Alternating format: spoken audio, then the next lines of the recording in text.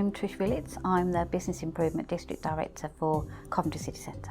I'm Sarai Bashir from BHB Law, a director of the practice. The practice specialises in immigration and conveyancing. Hello, I'm Margaret Casely-Hayford and I'm Chancellor of Coventry University. Louise Bennett. I am the Chief Executive of Coventry and Warwickshire Chamber of Commerce. I'm also the High Sheriff of the County of the West Midlands and a Deputy Lieutenant of the West Midlands. I suppose for me, breaking the bias is about being respected.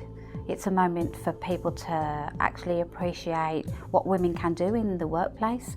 The bias is so established in many cultures that it's actually really insidious. Up until really very recently, we didn't have the same voting rights, we didn't have the same rights to own property, and we weren't afforded the same rights in the work environment, and even now we still earn less than men for doing the same work. I guess breaking the bias for me is very much a personal journey. So when I arrived as the Chief Exec of a Chamber of Commerce 20 odd years ago, I was probably one of the youngest and one of the only female Chief Execs of Chambers of Commerce in the country. We just had a system transition and they were all female and done a fantastic job. And you're so used to, male working with men, and which is absolutely fine, whether it be men or women, but it was really reassuring to see just such a strong team. And in terms of having the role of the High Sheriff, I think it's been 9, possibly a decade since the last female High Sheriff of the County of the West Midlands. Professions where women dominate tend to be worse paid.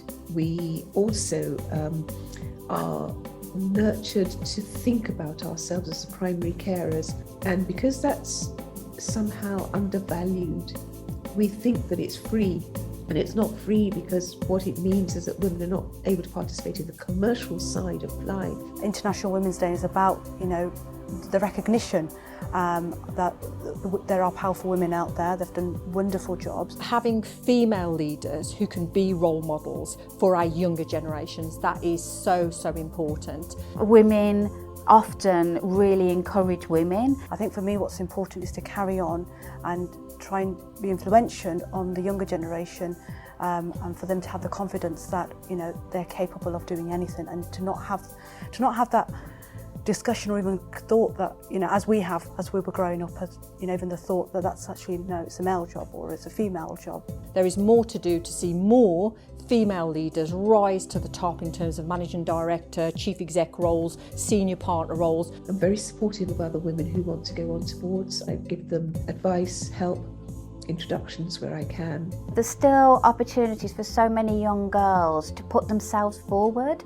It's difficult at a time if they don't feel they've got the tenacity to come forward. My experience has been that the world has changed, and we are certainly a more diverse and inclusive world in terms of the public sector and the private sector, but absolutely there is more to do. Addressing the imbalances of pay is really critical, and also helping society generally to realise the actual value of women.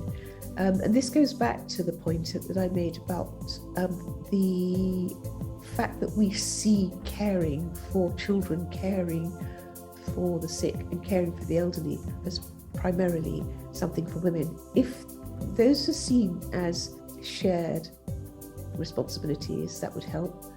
If the actual value of those was understood better, that would help. We can be the housewife and the cook and the chef and the woman that does the laundry, but we can also be the major decision makers within an organisation and driving change. I specialise in immigration, and I see women that have gone through some difficult times, and to actually turn things around, not only raise a family on their own, but also have a profession, try and make ends meet, also go to university later on, in their years, and graduate. That's pretty good. That's inspirational. I think what's important will be the day, probably not in my lifetime, but the day when we don't have to celebrate International Women's Day, because that will be the day, that will be the generation, that will be the world where there is no separation between male to female, whatever gender you are.